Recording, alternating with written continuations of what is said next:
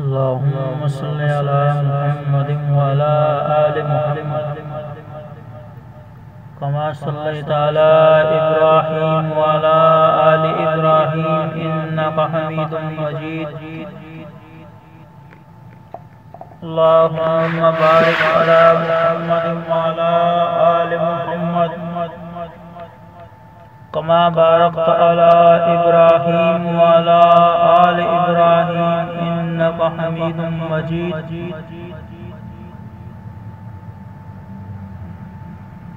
أما بعد فأعوذ بالله من الشيطان الرجيم. بسم الله الرحمن الرحيم. لا إله إلا الله محمد رسول الله صلى الله عليه وآله وسلم. دم میرا لال پاک بہاول شیر قلندر پاک رحمت اللہ تعالی علیہ.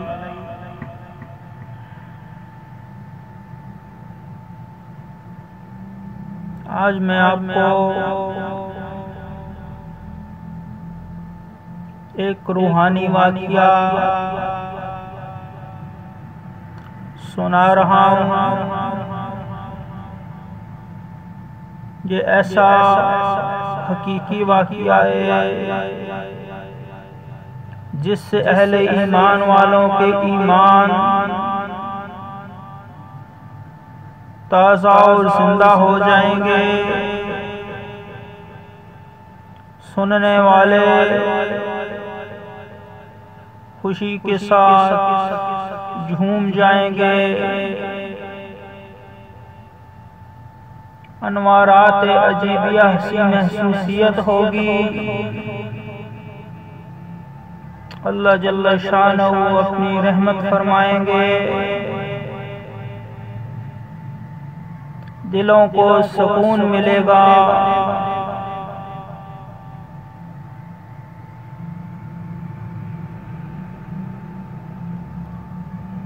تو آپ کو یہ واقعہ میں اس وقت سنانے جا رہا ہوں.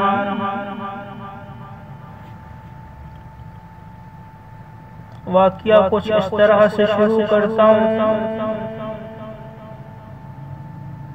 کہ بدایوں کے بادشاہ نے قلعہ بنگالہ یا بنگلور دونوں نام اس کے آتے ہیں. یہ واقعہ ہندوستان تھا. جب بدایوں کے بادشاہ نے اس پر پہلا حملہ کیا تو ناکام ہو گیا. پھر دوسرا حملہ کیا پھر ناکام ہو گیا. پھر تیسرا حملہ کیا تو پھر بھی ناکامی کا سامنا کرنا پڑا. اسی طرح اس نے قلعہ بنگلور فتح کرنے کے لیے کوئی کسر نہ چھوڑی. آخرکار سر پکڑ کر بیٹھ گیا کہ کیا ماجرا ہے کہ کئی بار ملک بار بار کے حملے کرنے کے باوجود یہ قلعہ فتح ہی نہیں ہو پا رہا. بادشاہ نے وزیر کو اپنی کچہری میں طلب کر لیا. اپنے پاس بلا لیا اور اس سے مشورہ کیا. مختلف لوگوں کو نجومیوں کو وقت کے جو ماہر تھے سب کو جمع کیا گیا اور ناکامی کی وجہ دریافت کرنے لگے. سب نے ایک ہی جواب دیا.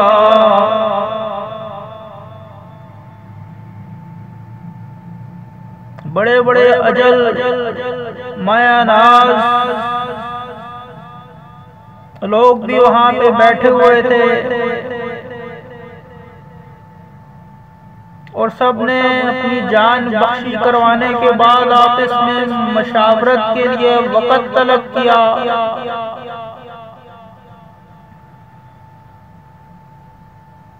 انہوں نے یہ بھی مشورہ کیا کہ اگر بادشاہ کو کوئی ٹھیک طور پہ حل ہم نے نہ دیا یا نہ مل سکا تو بادشاہوں کا قانون ہوتا ہے اسے تن سے جدا کر دیتے ہیں۔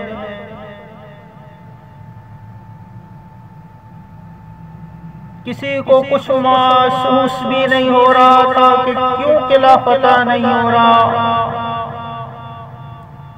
اور بادشاہ جلال الدین کو مشورہ کیا دیا جائے۔ تمام نجومیوں نے سوچنے کے بعد فیصلہ کیا، اور جو ساتھ اور لوگ تھے انہوں نے بھی مل کر یہی مشورہ دیا کہ جب تک کوئی فقیر باللہ نہ مل جائے گا قلعہ بنگالہ قلعہ بنگلور فتح نہیں ہو سکتا۔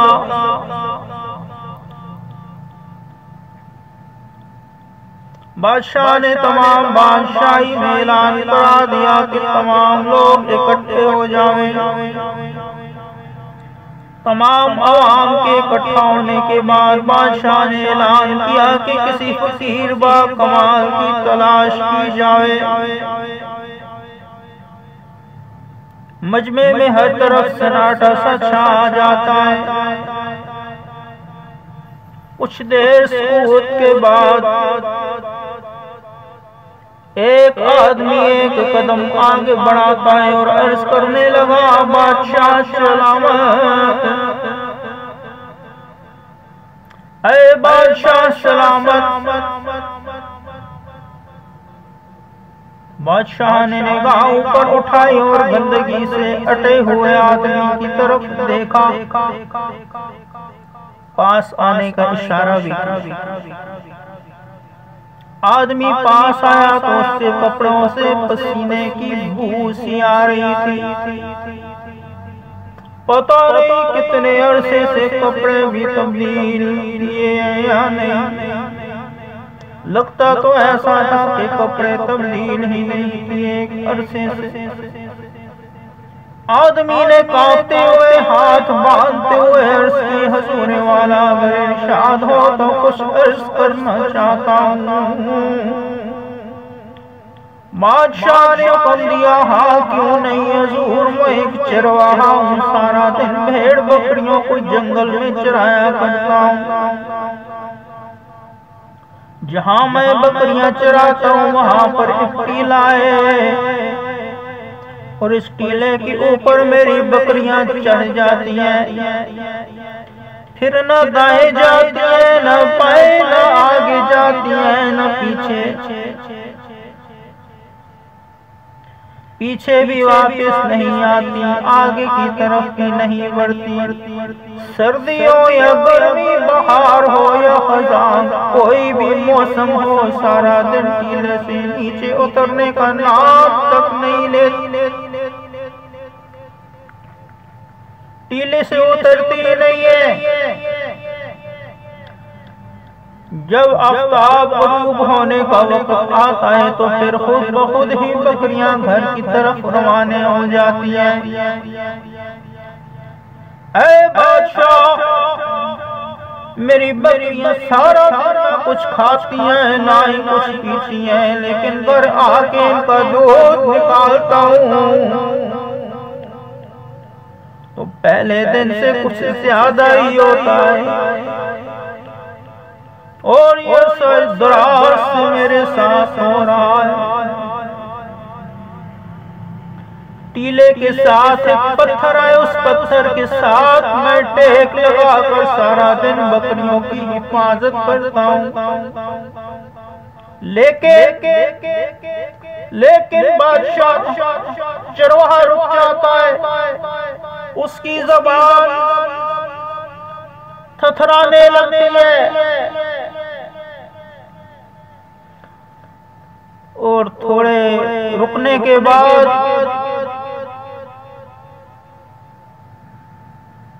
یعنی چرواہا جب سکوت میں چلا گیا کچھ ٹائم، تھوڑی سی ہوش آئی اس کے بعد تو آنکھوں سے آنسو جاری، آنسوؤں کی لڑی بہ رہی ہے۔ بادشاہ نے اس چروائے کو جو گرد و غبار سے اٹا تھا جیسے ہی دیکھا تو بادشاہ پر بھی کپی طاری ہو گئی۔ بادشاہ بولا ہاں بول، آگے بولو آگے کیا ہوا؟ چروائے نے اپنی آنکھیں صاف کرتے ہوئے کہا اس ٹیلے کے اندر ایک غار آئی، اس غار میں سے اللہ اللہ کی آوازیں آتی۔ اے بادشاہ اس غار میں سے اللہ اللہ اللہ کی آوازیں آتی ہی رہی اور کبھی رکی نہیں ہے۔ اے بادشاہ اسلامات، میرا اندازہ غلط بھی ہو سکتا ہے اور درست بھی ہو سکتا ہے۔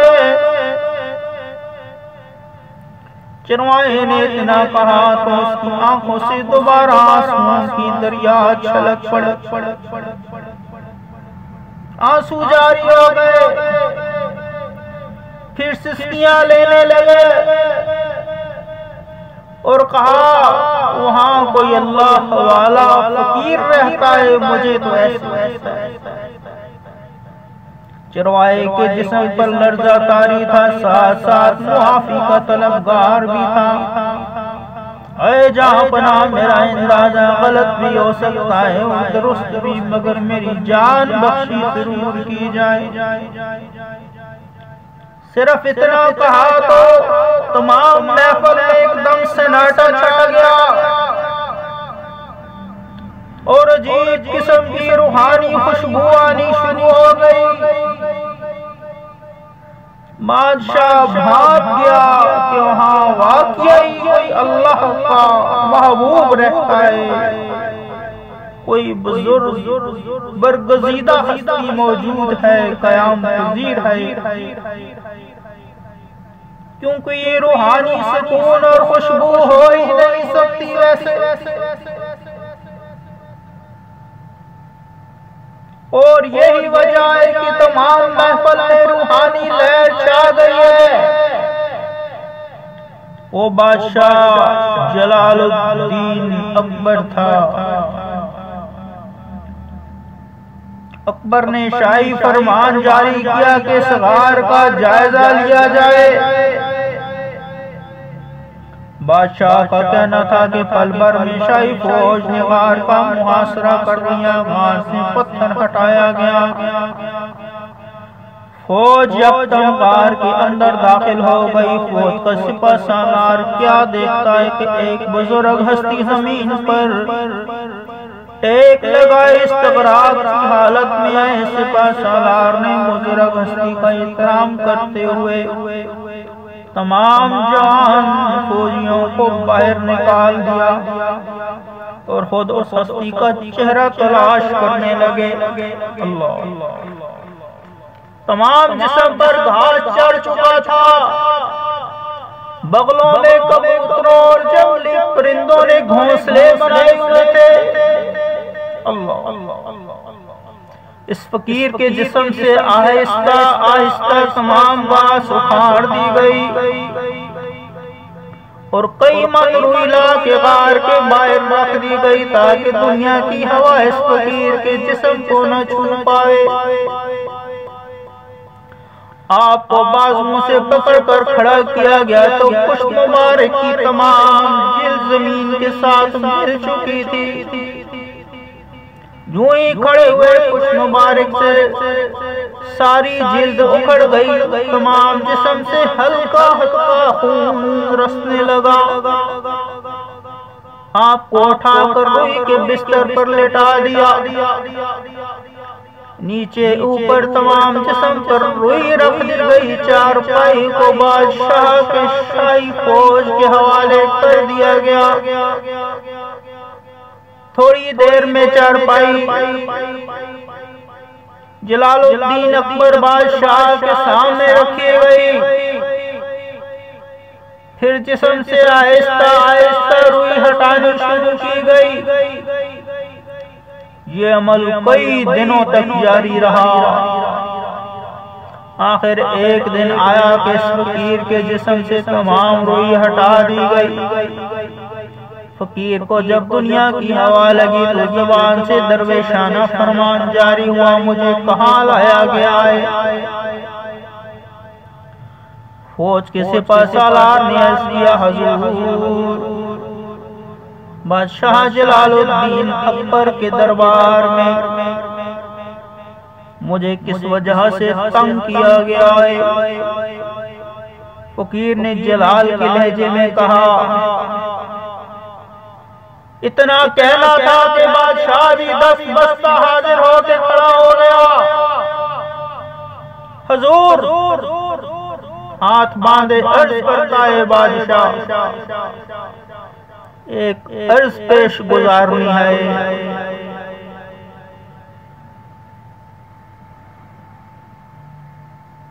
تو فقیر نے کہا، کیا بات ہے؟ اور یہ الفاظ فقیر نے غضبناک لہجے میں پوچھے کہ کیا بات ہے؟ حضور برصغیر کا بادشاہ آپ کی خدمت میں عرض پرواز ہے کہ قلعہ بنگلور فتح کرنا چاہتا ہے، عرصہ دراز ہو گیا ہے، حملوں پہ حملے کر چکا ہے، لیکن ان کا بال بھی کا نہیں ہو سکتا، کچھ ہاتھ ہی نہیں آتا، ناکامی پہ ناکامی، ناکامی پہ ناکامی مل رہی ہے۔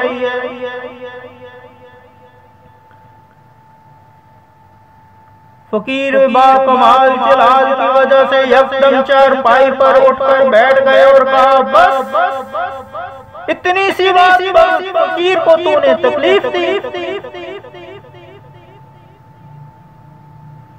قلم دوات جو حاضر کر کے پہلے سے بادشاہ نے رکھی تھی کہ اس کی ضرورت ہو سکتی ہے۔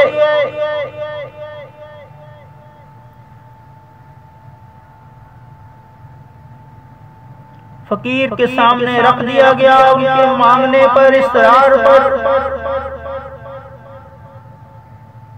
اور کاغذ کو چھوٹا سا ٹکڑا لیا، اس پہ نہ جانے کیا نورانی لکھا، کیا نورانی الفاظ لکھے، اور ساتھ کہا، ایک بات یاد رکھو، یہ میں کچھ بنا کے دے رہا ہوں، اس کاغذ کو قلعہ کے اندر پھینکو گے کسی تیر کے ساتھ باندھ کر،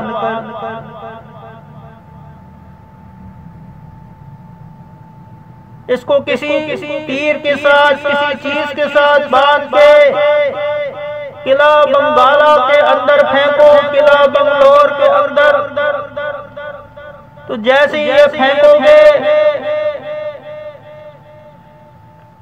قلعہ کی دیواریں زمین بوس ہو جائیں گی، تو وہاں سے ایک فقیر آدمی بغل میں قرآن پاک لیے ہوئے نمودار ہوگا، سفید داڑھی ہوگی، سفید کپڑے پہنے ہوں گے، اور قلعہ سے بھاگ کر نکلے گا، اس کو کچھ نہ کہا جائے۔ بات کرتے کرتے ساتھ ہی فقیر نے کاغذ پر کچھ لکھ دیا، کچھ نورانی الفاظ لکھے اور بادشاہ کو وہ کاغذ تھما دیا، اور اپنے الفاظ جلالی طبیعت میں دہرا بھی دیے۔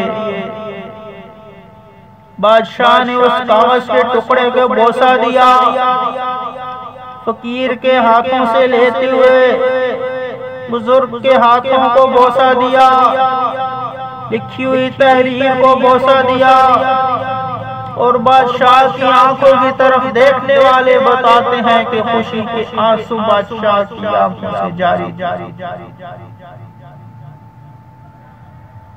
بادشاہ کی طرف اشارہ کرتے ہوئے فقیر نے کہا، سنو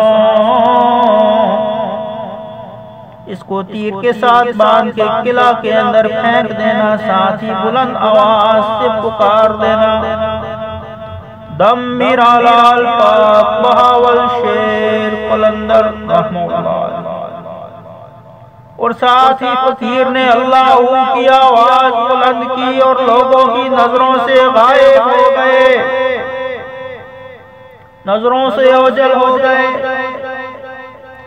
یہ کون تھے؟ یہ ہمارے بزرگ تھے، حضرت بہاول الدین، ہمارے پیر و مرشد المعروف دم میرا لال پاک بہاول شیر قلندر حضرت بہاول الدین۔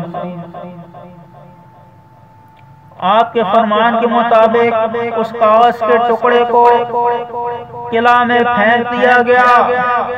جیسے وہ قلعہ میں گرا، قلعہ بنگلور کی دیواریں زمین بوس ہو گئی۔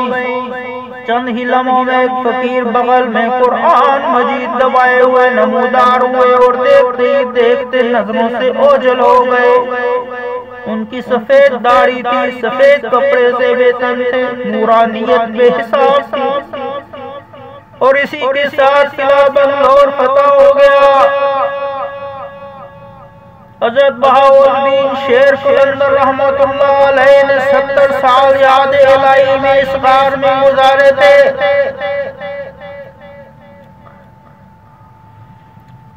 اکبر بادشاہ کی کچہری سے جیسے ہی اللہ کا نعرہ لگایا غائب ہو گئے، اور سالوں تک کہیں نظر نہ آئے۔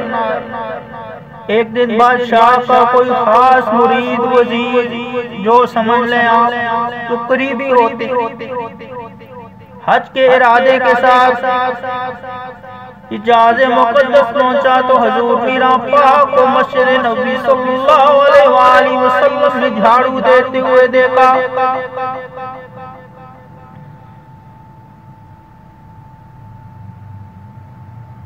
کچھ کہتے ہیں کہ جیسی بزرگوں نے اللہ کا نعرہ لگایا تو وہاں سے غائب ہو گئے اور بیت اللہ شریف میں پہنچ گئے۔ وہاں پہ آپ فقیرانہ لباس میں تھے، اس لیے آپ کو حضور صلی اللہ علیہ وسلم کے روضہ پاک کے نزدیک جانے سے روک دیا گیا تھا۔ حضرت بہاول الدین نے فرمایا میں خاص حسنی حسینی سید ہوں، لیکن وہاں کے لوگ نہ مانے۔ آپ نے فرمایا کہ میں حضور پاک کی قبر انور پر سلام عرض کرتا ہوں، اگر جواب مل جائے تو آپ مان جائیں گے۔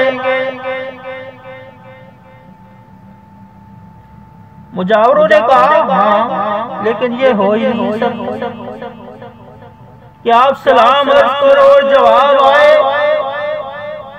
ایسا ہو تو ہم مان جائیں گے کہ آپ سچے اصلی حسینی ہو اور آپ صلی اللہ علیہ وآلہ وسلم کی اولاد با کمال میں سے ہیں۔ آپ آگے بڑھے، قبر انور کو بوسہ دیتے ہیں، ہاتھ جوڑ کے عرض کیا السلام علیکم یا جدی۔ قبر انور سے جواب ملا وعلیکم السلام یا علی۔ وہاں پہ جو بھی حج کو گئے ہوئے تھے سب نے، جو موجود تھے، یہ آواز سنی، آنکھوں سے آنسو جاری ہو گئے، سب رو رہے تھے اور معافی کے طلبگار بھی ہو گئے۔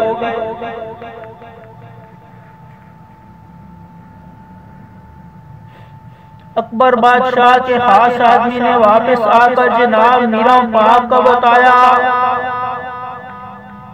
کہ قلندر پاک جو فقیر آپ کی دربار سے، آپ کی کچہری سے ایک دم غائب ہو گئے تھے، وہ مسجد نبوی میں جھاڑو دیتے ہوئے دیکھا ہے۔ صلی اللہ علیہ وسلم بادشاہ نے شاہی آدمی بھیج کر قلندر پاک کو واپس بدائیوں میں بلا لیا۔ جلال الدین اکبر نے عرض کی حضور ہمارے جتنے بھی مغل بادشاہ ہوئے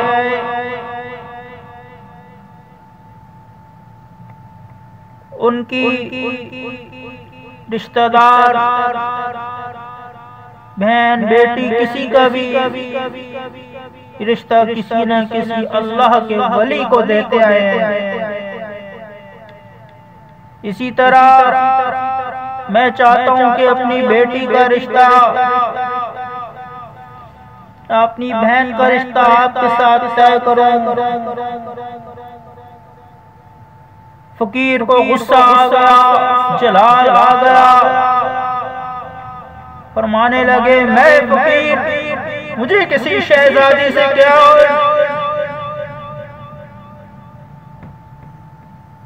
ہم فقیر لوگ ہیں، آپ کی ہمشیرہ شہزادی ہے، یہ کس طرح ہو سکتا ہے؟ کچھ دیر بعد آپ کی طبیعت کے جلال میں نرمی آ گئی۔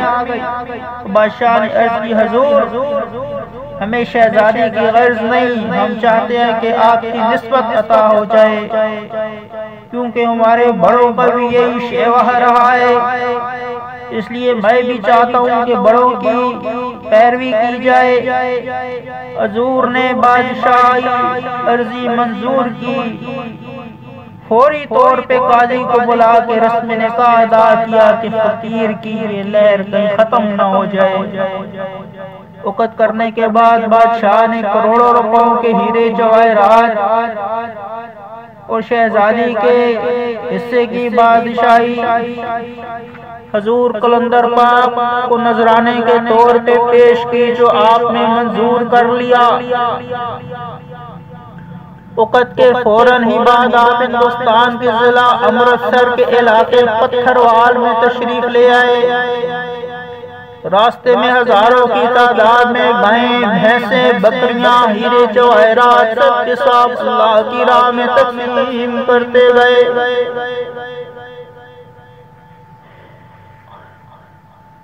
تقسیم کرتے ہوئے ہر جانور کی اگلی دائیں ٹانگ رکھ لیتے جو کچھ بھی تھا۔ آپ نے اللہ کی راہ میں سب کو سب دے دیا۔ جانور ذبح کرتے، تقسیم کر دیتے، کچھ کو زندہ دے دیتے،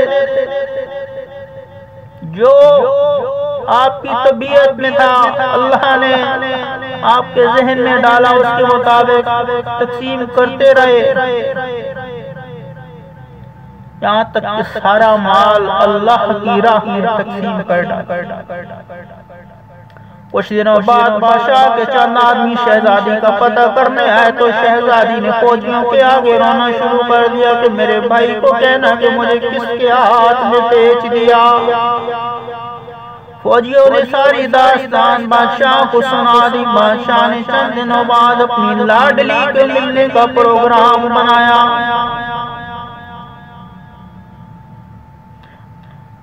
اپنی بہن کو ملنے کے لیے فوج کے ساتھ لیا اور چل پڑے پتھروال کی طرف۔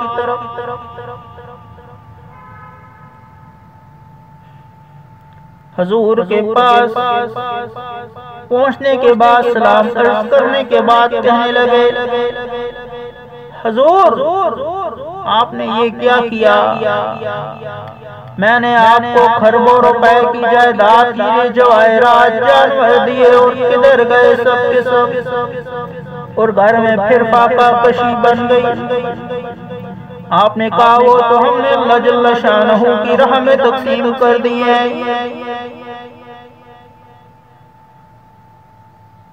ادھر آؤ میں آپ کو دکھا دوں۔ آپ نے غضبناک لہجے میں کہا۔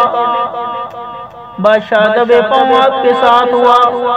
آپ نے اپنی کٹیا کے اندر بادشاہ کے داخل ہونے کو فرمایا۔ جو ہی بادشاہ کی کٹیا میں داخل ہوا تو کٹیا ایک میدان کی شکل اختیار کر گئی۔ تمام جانور بادشاہ کو نظر آنے لگے۔ وہ جنت کا ایک حسین سا منظر تھا۔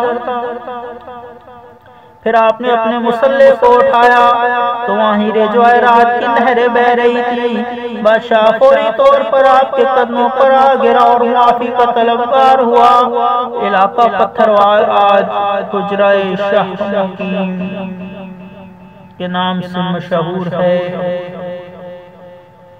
حجرہ شاہ مقیم حضرت شاہ محمد مقیم محکم الدین کی جائے پیدائش کی وجہ سے مشہور ہوا۔ یہ وہ بزرگ ہستی ہے شاہ محمد مقیم محکم الدین کہ جن کی پیدائش سے پہلے آپ کے بزرگوں کو، آپ کے دادا کو زیارت ہوئی تھی سرکار مدینہ صلی اللہ علیہ وآلہ وسلم کی۔ آپ صلی اللہ علیہ وآلہ وسلم ایک چھوٹے سے پیارے سے بچے کو اپنی گودی میں جھولا دے رہے تھے اور فرمایا کہ جب یہ بچہ پیدا ہوگا، آپ کی اولاد میں آئے گا، تو اس کا نام شاہ محمد رکھنا ہے۔ آپ نے خواب دیکھی، تھوڑا ہی وقت گزرا کہ آپ کی اولاد میں ایک بچہ وہی جسے خواب میں دیکھا تھا پیدا ہوا، وہی نورانی چہرہ جس کی پیدائش کی خوشخبری سرکار مدینہ صلی اللہ علیہ وآلہ وسلم نے خود دی اور نام مبارک کی تجویز فرمایا۔ تو آپ نے اپنی اولاد کے اس بچے کا نام شاہ محمد رکھا اور بعد میں وہ حجرہ شاہ مقیم میں رہنے کی وجہ سے مقیم محکم الدین کے نام سے مشہور ہو گئے۔ وہاں پہ ایک شعر لکھا ہے، طوطے خمرے مینا بولڑ دھن مقیم محمد، طوطے خمرے مینا بولڑ دھن مقیم محمد،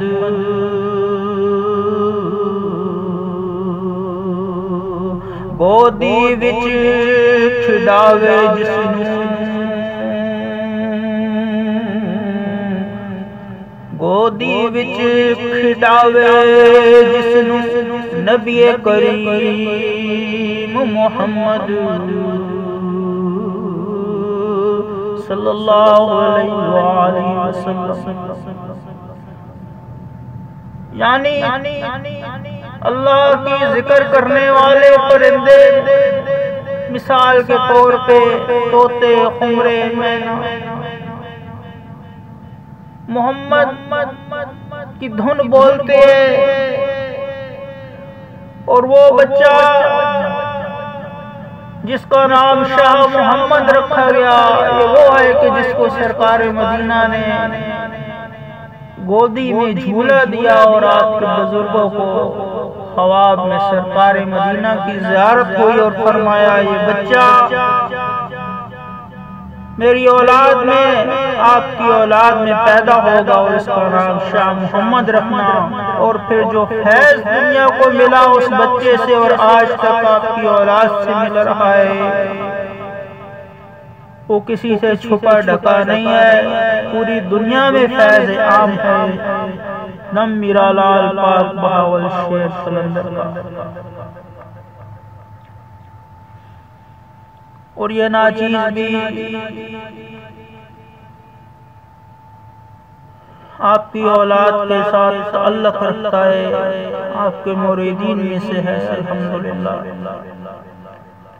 اور باعزازت بھی ہے اللہ جل شانہ کی فضل کے ساتھ۔ ایک لمبی داستان ہے جو میں ابھی اس وقت بیان نہیں کر سکتا، پھر کبھی زندگی رہی اللہ کو حکم ہوا اجازت ہوئی تو بیان کر دوں گا۔ یہ تو کوئی اس کی گارنٹی نہیں ہے کہ میں کسی وقت بیان بہرحال بزرگوں نے، فقیروں نے، حضرت بہاؤالدین صاحب نے اس غار میں 70 سال کا چلا کیا اور اس کے علاوہ 12 سال کے کئی چلے کیے ہوئے تھے، اور آپ اکثر شیر کی سواری کیا کرتے تھے اور چابک کی بجائے آپ کے ہاتھ میں سانپ کا کوڑا ہوا کرتا تھا۔ دم میرا لال پاک بہاول شیر قلندر پاک آپ کا نعرہ ہے۔ اللہ جل شانہ سب پہ رحمت فرمائے، اللہ جل شانہ سب کے درجات بلند فرمائے، اللہ جل شانہ میرے سے آپ سے سب سے راضی ہوں اور خاتمہ بالخیر ایمان پہ فرمائے، اللہ جل شانہ کمیاں کوتاہیاں معاف فرمائے۔ السلام علیکم ورحمۃ اللہ وبرکاتہ۔ درود شریف پڑھ لیجیے گا۔ اللہ اللہ اللہ۔